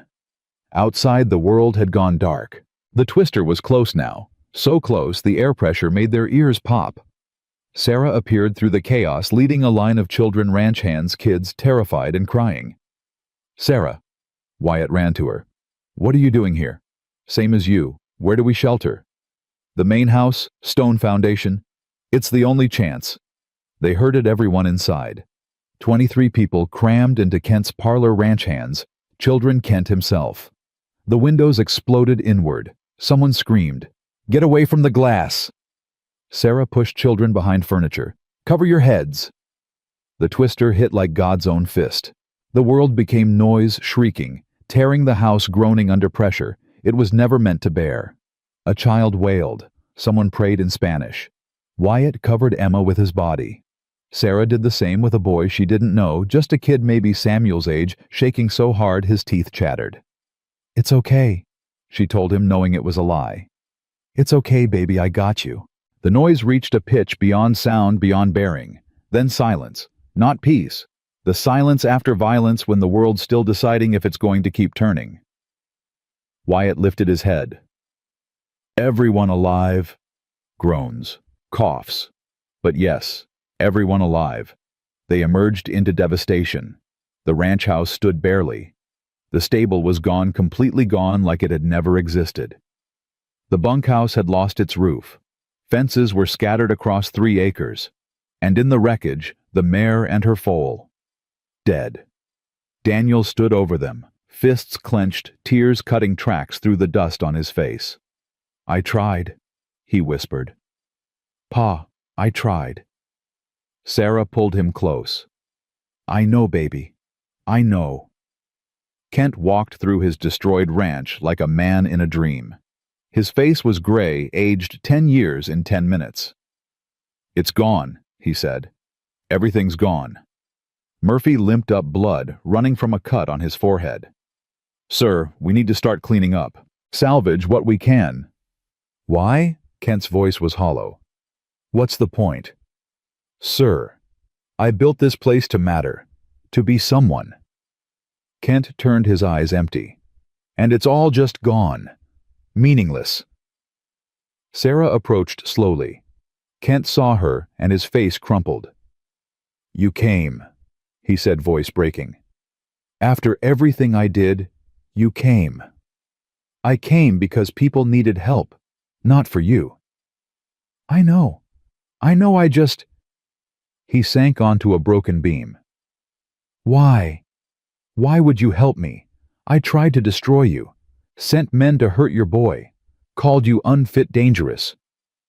"Because cruelty answered with cruelty just makes more winter," Sarah said quietly. "Someone had to choose spring."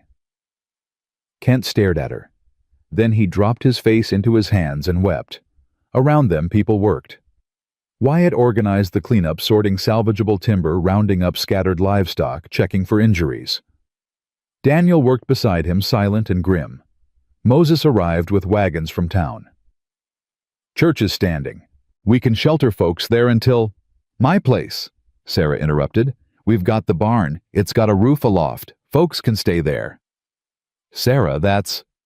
"What neighbors do. Bring them." By nightfall, the barn held 15 people. Ranch hands and their families, people who days ago called Sarah a threat, now sleeping under her roof.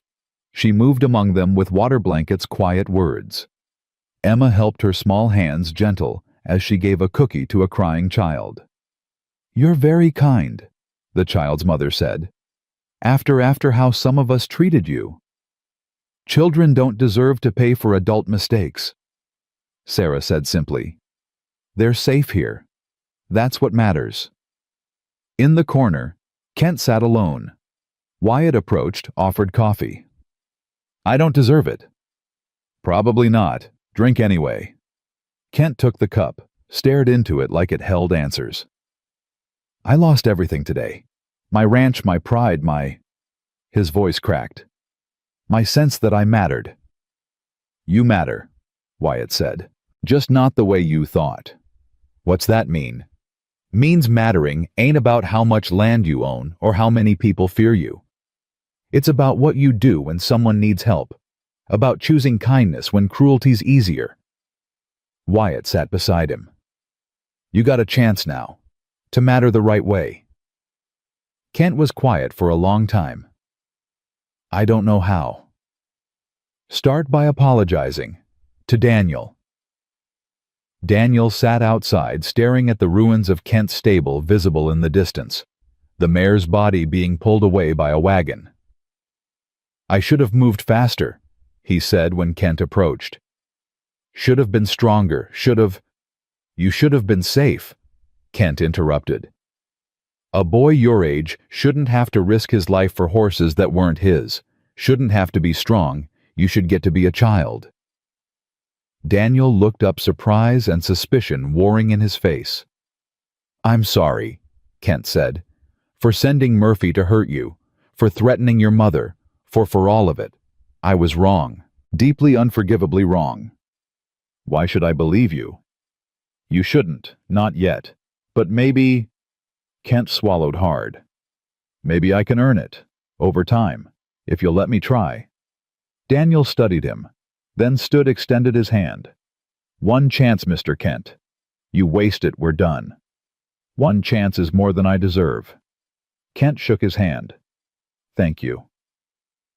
Inside the barn, Sarah found Wyatt standing in the loft looking out over the valley. She climbed the ladder, stood beside him. You saved lives today, she said. So did you. We both did. Together. Wyatt turned to face her. I've been thinking about what happens next. About... He took her hand. About us. Sarah's heart hammered. What about us? I want to stay. Not as hired help. Not as your partner in building. I want... He dropped to one knee. Wyatt. I know it's fast. I know it's complicated. But I also know I love you more than I thought I'd ever love anyone again. And I know those boys down there need a father. And Emma needs a mother. And we're already a family in every way that matters except one. He pulled a ring from his pocket. Not the horseshoe nail, something better, a simple silver band. Moses helped me trade for it, took most of what I had left, but... His voice broke. Sarah Mitchell, will you marry me? Sarah couldn't breathe, couldn't speak, could only nod, tears streaming. Yes, yes, she gasped. Yes, yes, yes. He slid the ring on her finger, stood, kissed her like a man starving for hope. Below them, someone started clapping. Daniel watching from the barn floor. Then Jacob joined. Samuel, Emma, Moses.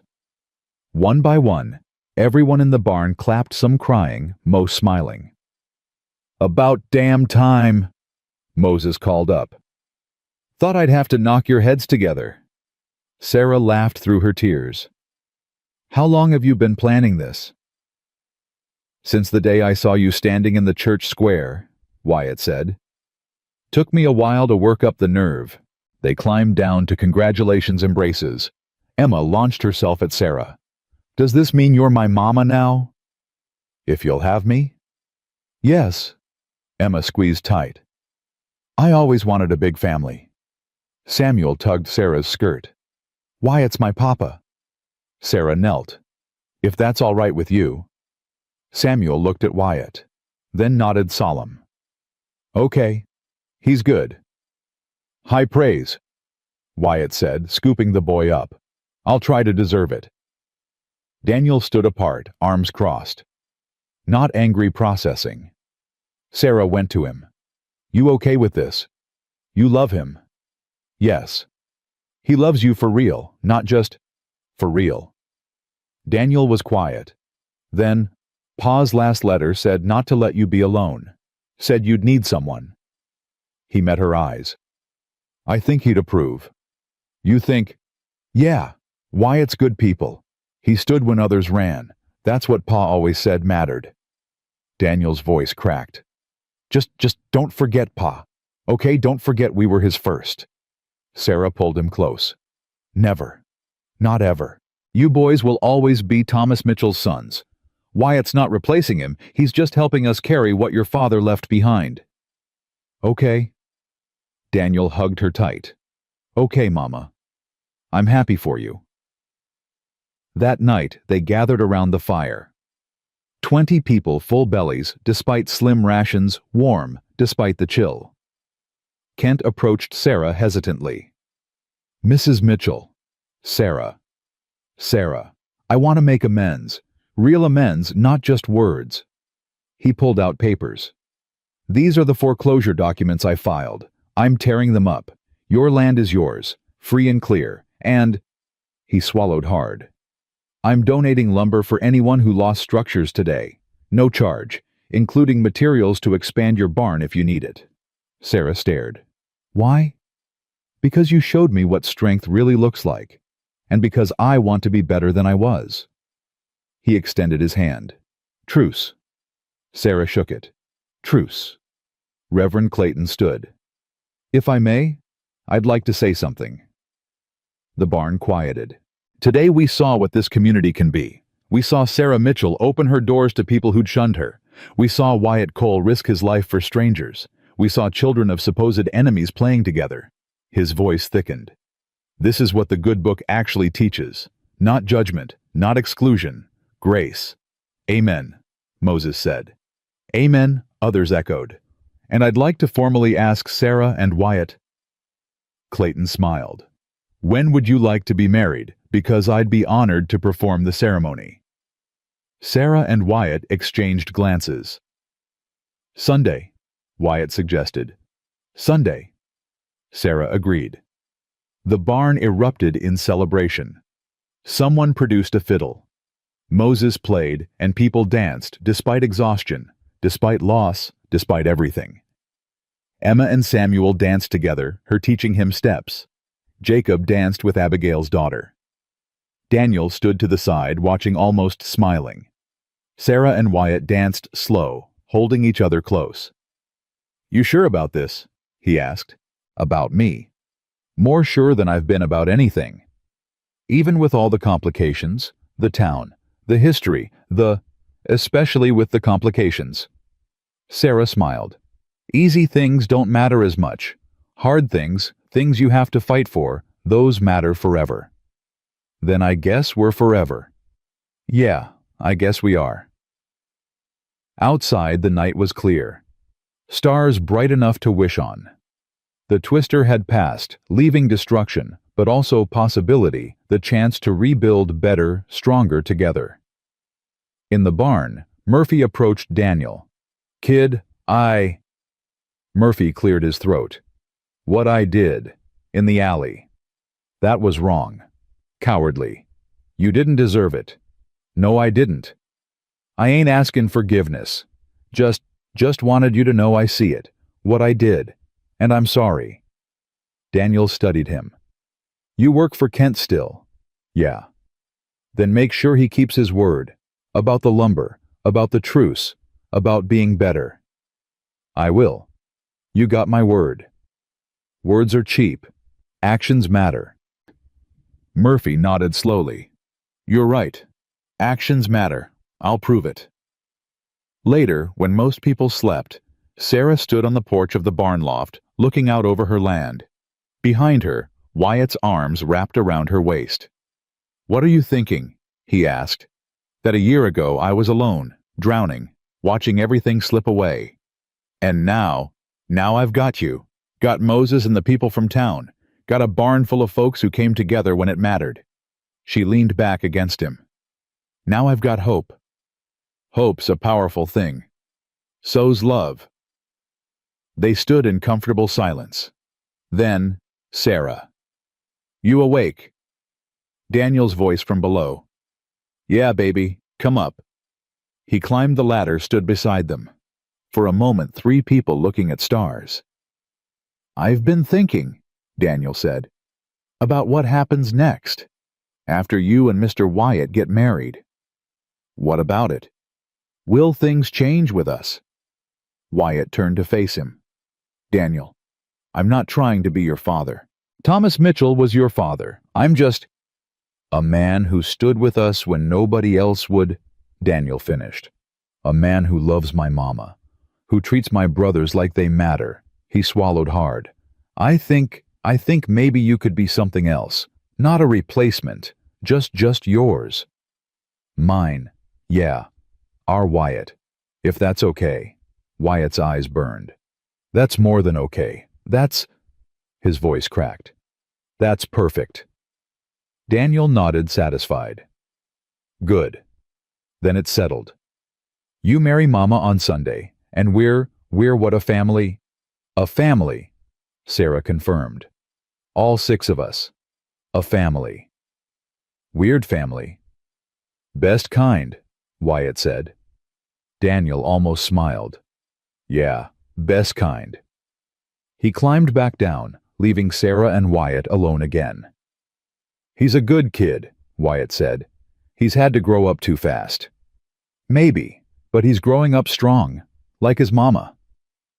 Below them, the barn full of people, former enemies, new friends, chosen family, slept safe and warm.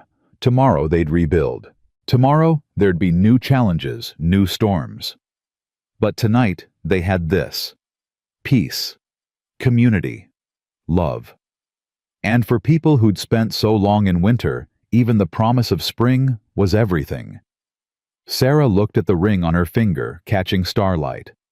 Thought of Thomas buried far away, and hoped he'd understand. Hoped he'd be proud. I think he'd like you, she whispered. You're Thomas. Yeah. I think he'd like that. I chose someone who'd stand in the storm with me. That's all I know how to do, Wyatt said. Stand. With you. For you. Beside you. Long as you'll have me. Forever then. Forever. They stood together as the night deepened, as the stars wheeled overhead, as the world kept turning despite everything it had thrown at them. And in the morning they'd start building again.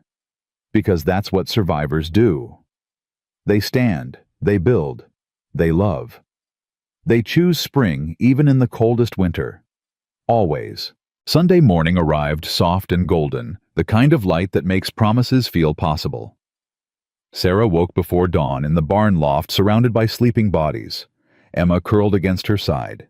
Samuel's small hand in hers, the gentle breathing of people who'd found safety under her roof. She slipped free, carefully climbed down the ladder. Outside the world was still. Dew sparkled on grass. Birds sang their first songs. Today she'd marry Wyatt Cole. The thought made her breathless, terrified, hopeful all at once. Couldn't sleep either. She turned.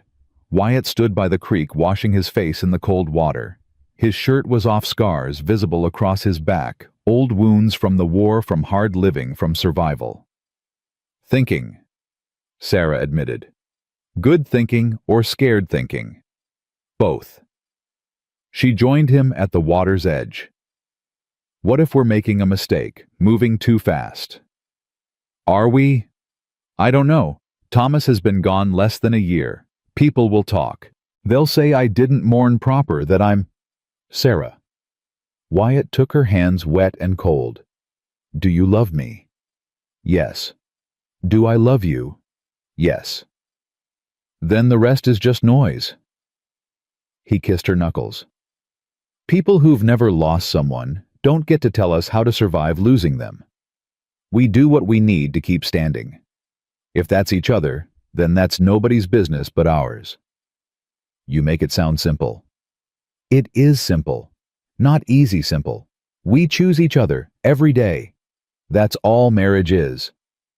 Sarah studied his face, weathered and kind, and realized he was right. This wasn't betraying Thomas. This was honoring what Thomas had wanted for her to live, not just survive.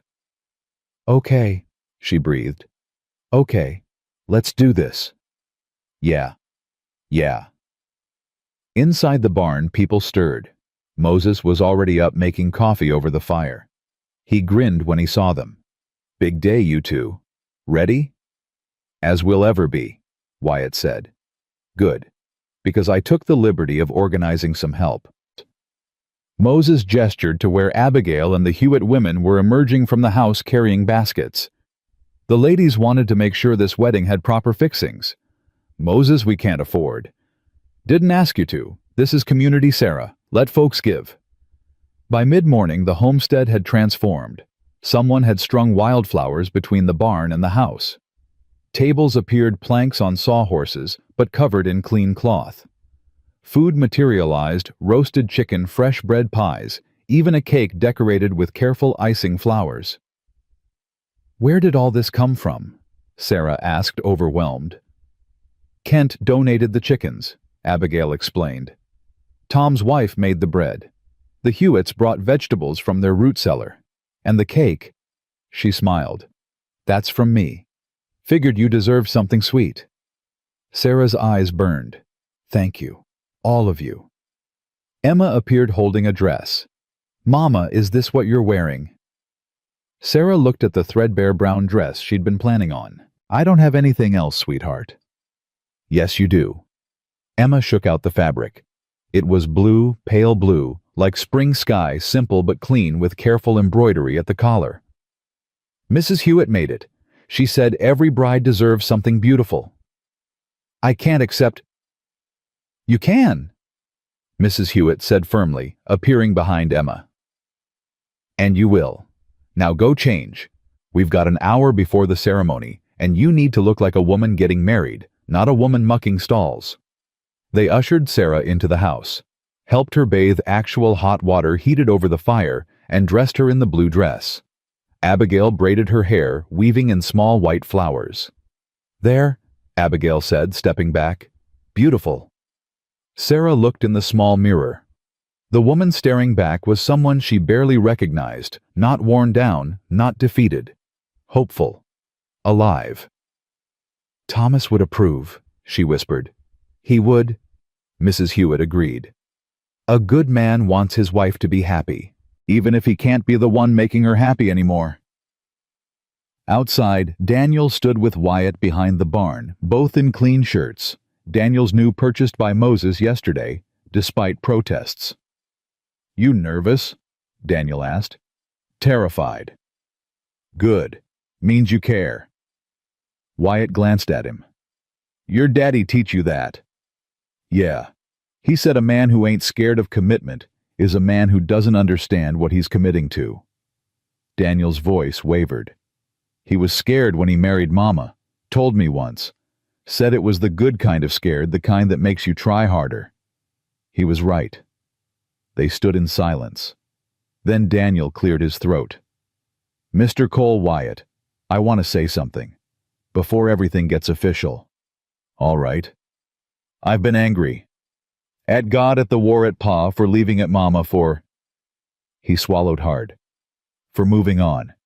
But watching you these past months, I realized something. Pa didn't leave because he wanted to. He left because he thought it mattered. And he'd want us to keep living, keep building. He'd want Mama to be happy. I think so too.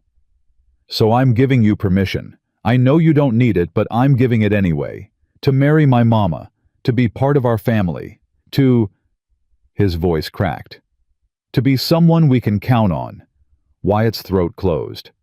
"Daniel, I promise you I will spend every day trying to deserve that trust." "I know. That's why I'm giving it." Daniel extended his hand. Not a boy's handshake anymore. A man's. Wyatt took it.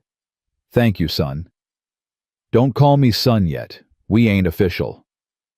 Daniel almost smiled. "After the ceremony, you can call me whatever you want." At noon, people gathered. Not just the folks from the barn more. Tom and his family. The storekeeper looking sheepish but present. Ranchers from neighboring properties. Even young Deputy Harris, still awkward but sincere. 40 people, maybe 50. The biggest gathering Sarah's land had ever seen. Reverend Clayton stood at the front, Bible open. He looked different, humbler somehow. Lighter. "Friends," he began, "we're gathered today to witness something beautiful. Not just a marriage, but a testament to resilience. To forgiveness. To choosing love when hate would be easier." Sarah stood beside the barn, Daniel on one side, Jacob and Samuel on the other. Emma held her hand. "You ready?" Daniel asked. "I think so." "Good, because Wyatt looks like he's about to pass out." Sarah laughed despite her nerves. "Then let's save him." They walked forward together, her boys flanking her, Emma skipping ahead to stand beside her father. A family already just making it official. Wyatt saw her and his face transformed. Fear vanished. Only joy remained. "You're beautiful," he breathed when she reached him. "You're not so bad yourself." Clayton smiled. "Shall we begin?" The ceremony was simple. No long speeches, no elaborate rituals. Just two people battered by life choosing to face what came next together. "Wyatt Cole, do you take Sarah Mitchell to be your wife? To stand with her in storms, to build with her in peace, to love her children as your own?" "I do. I absolutely do." "Sarah Mitchell, do you take Wyatt Cole to be your husband? To trust him with your heart, to welcome his daughter as your daughter, to face whatever comes side by side?" Sarah looked at Wyatt, saw the scars and the strength, saw the man who'd stood when everyone else walked away, saw her future. "I do." "Then by the power vested in me, and in the sight of this community, I pronounce you husband and wife. Wyatt, you may kiss your bride." He did. Gentle at first, then deeper, and the crowd cheered. Daniel whooped. Jacob threw his hat. Samuel clapped his small hands together. Emma squealed with delight, and Sarah felt something she hadn't felt in over a year. Complete. The celebration lasted into evening. Moses played fiddle. People danced. Children ran wild, free, and joyful. Food disappeared from tables, replaced by conversation and laughter. Kent approached during a quiet moment, hat in his hands. "Mrs. Cole, Sarah, I wanted to say—" He stopped, searching for words. "What you've built here, it's remarkable. Not just the barn or the homestead. The community. The forgiveness. You've shown me what I should have been all along." "And what's that?" "Human. Just human. Flawed and trying to be better." Sarah smiled. "That's all any of us are, Warren. Flawed and trying. I'm going to rebuild my ranch, but different this time. Fair wages, no more threats or manipulation, and I'm donating part of my land for a school, so kids don't have to ride 10 miles to learn." "That's good. Really good. It's a start." He extended his hand. "Friends." Sarah took it. "Friends." As sunset painted the sky orange and gold, Wyatt found Sarah by the creek. They'd stolen a moment alone, rare and precious. "How you feeling, Mrs. Cole?" "Strange. Good strange." She leaned into him. "Scared still, but less alone." "You're not alone. You've got me the kids, this whole ridiculous community." "When did that happen? When did we go from outcasts to this?" "When we chose to stand instead of run. When we showed them that broken people can still be strong people." He turned her to face him. "You did that, Sarah. You stood when standing seemed impossible." "We stood. Together." "Yeah, together." They kissed as the sun set, as their family laughed and played behind them, as the world proved that sometimes against all odds, broken things really could be made whole. That night after the guests left and the children finally slept, Sarah and Wyatt stood on their porch. Not hers, not his, but theirs. "You think we'll make it?" Sarah asked. "Really make it?" "I think we already are making it. Every day we wake up and choose each other, we're making it. Even when it's hard. Especially when it's hard." Inside, Daniel woke to use the outhouse. On his way back, he paused outside the barn, where his father's tools still hung the hammer Thomas had used to level the saw. He touched them gently. "I hope you're okay with this, Pa," he whispered. "With Wyatt. With Mama being happy again. I think you would be. I think you'd like him." The tools didn't answer. But somewhere in Daniel's chest, something tight loosened. Permission, maybe. Or just peace. He went back inside, climbed to his loft space. Below, Emma and Samuel slept in a pile of blankets. Jacob sprawled beside them. His family. Strange and patchwork, but his. The next morning, life resumed. Not the old life of desperation and fear, but something new. Wyatt and Daniel built fence lines for the animals Kent had promised. Sarah and Emma worked the garden planting seeds for summer vegetables. Jacob and Samuel collected eggs from the chickens, arguing over whose turn it was to chase the mean rooster. Moses stopped by mid-morning with news. Town's talking. Good talk for once. Folks want to do a proper barn raising at Kent's place. Asked if you'd help organize it. Me, Sarah blinked. Why me? Because you showed them what community means. They want to learn. So the next week, 40 people gathered at Kent's destroyed ranch. They worked together, former enemies side by side, raising walls, hammering nails, building something better than what the storm had taken. During a break, Murphy approached Daniel. "Kid, I got something for you." He held out $12. "From the alley. I've been holding on to it. Should have given it back sooner." Daniel stared at the money. "You kept it. Couldn't spend it. Felt like blood money. It's yours. Always was." Daniel took it slowly. "Thank you." "Don't thank me. I should have never taken it." Murphy hesitated. "I'm trying to be better. Like Mr. Kent. Like you." "I'm not perfect." "No. But you're decent. That's harder." By summer, the homestead thrived. The garden exploded with tomatoes, squash beans. The chickens laid enough eggs to sell. Sarah's preserves became famous. People ordered them from 3 counties over. Daniel apprenticed with Moses at the forge, his hands growing strong and sure. Jacob helped Wyatt with carpentry. Samuel spoke in full sentences, now his voice high and clear, telling stories that made Emma laugh. And Sarah woke each morning beside a man who loved her in a house full of voices on land that was truly hers. One evening in August, she stood at Thomas's grave. She'd finally had money for a proper headstone. It read, "Thomas Mitchell, beloved husband and father. He stood for freedom." "I married him," she told the stone. "Wyatt, I know you'd understand. I know you'd want me to be happy. But I needed to tell you anyway.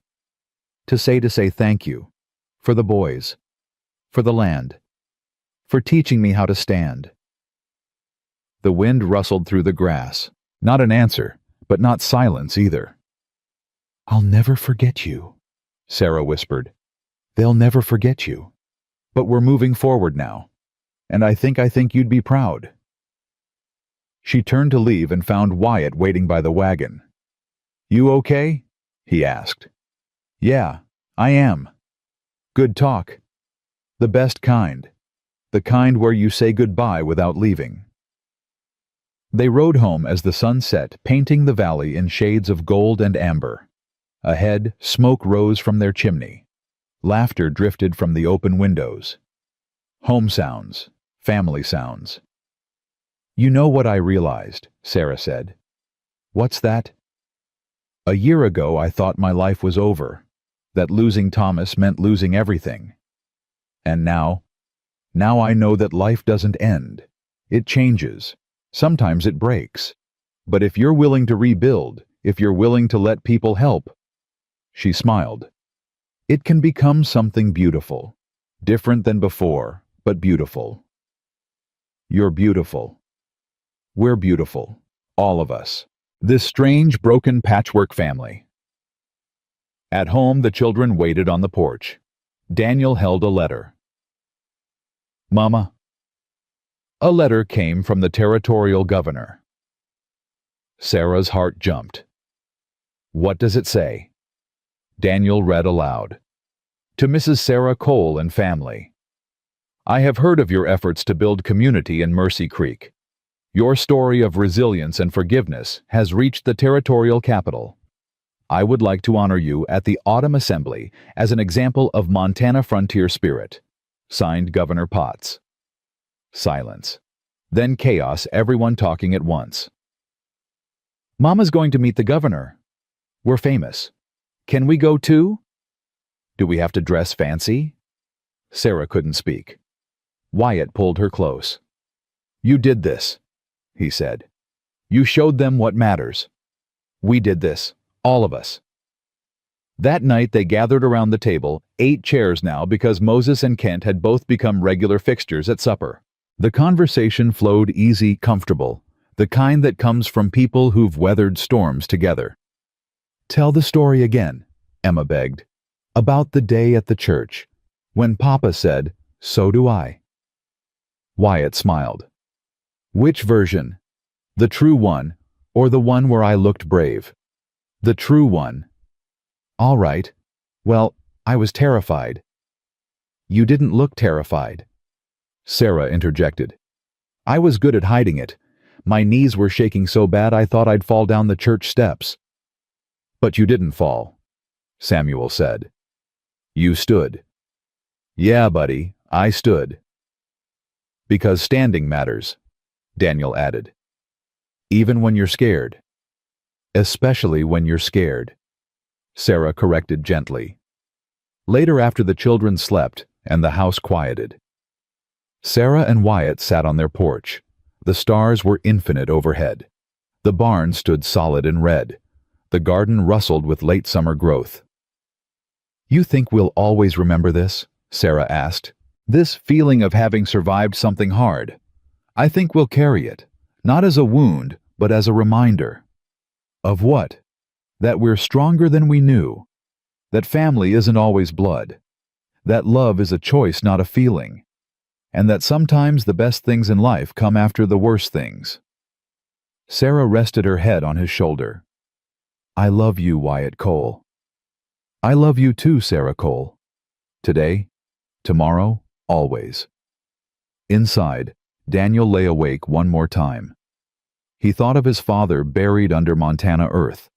Thought of Wyatt sleeping in what used to be his father's house. Thought of the strange shape his family had taken. It didn't hurt anymore. Or maybe it did, but differently. The kind of hurt that comes from growing, not breaking.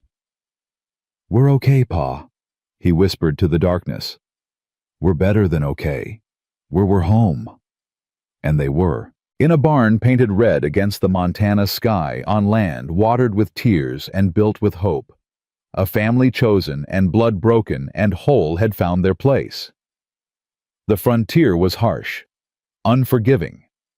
It took without mercy and gave without promise. But sometimes, if you were stubborn enough to stand, when the world told you to fall brave enough to love, when hate seemed easier foolish enough to believe in second chances, sometimes the frontier gave back. And what it gave was this, a home, a family, a future. The Mitchell Cole homestead would stand for 3 generations. The barn Daniel and Wyatt built would shelter animals through 100 winters. Sarah's preserves would be sold for 50 years, the recipe passed down mother to daughter. But more than that, they'd leave a legacy of something harder to build and easier to destroy. They'd leave proof that broken people could heal, that outcasts could become family, that a woman alone and a widower with nothing could build something that mattered. They'd leave proof that kindness was stronger than cruelty, that forgiveness was braver than revenge, and that standing together always, no matter what, was the only thing that truly mattered. Years later, when Emma told her own children about her childhood, she'd always start the same way. Once upon a time, there was a woman who stood when everyone told her to fall, and a man who said, "So do I." And from that choice, from that moment of defiance and hope, an entire family was born. And her children would ask, what happened to them? Did they live happily ever after? Emma would smile that same bright smile she'd had as a child. They lived, not perfectly, not easily, but together, and that's better than any fairy tale ending. Because in the end, that's all any of us can hope for, not perfection, but presence. Not a life without storms, but people who will stand with us when the storms come. The Mitchell Cole family had that, and it was everything.